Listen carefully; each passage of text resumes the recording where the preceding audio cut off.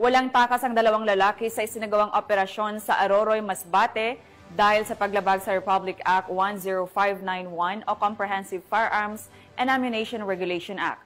Yan ang tinutukan ni Patrolwoman Jeradel Loterte.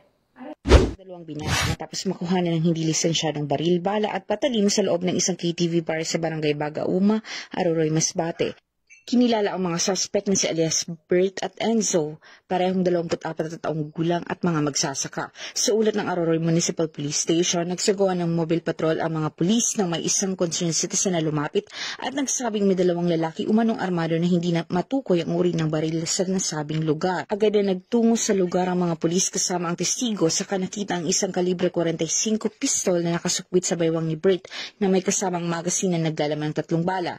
Samantala, na-recover naman kay alias Enzo ang isang magazine para sa kalibre 45 na may 8 bala at 2 patalim. Aresto ang dalawang akusado matapos na wala na silang naipakitang kaukulang dokumento para legal na magmay-ari o makapagpadala ng mga nasabing armas at bala.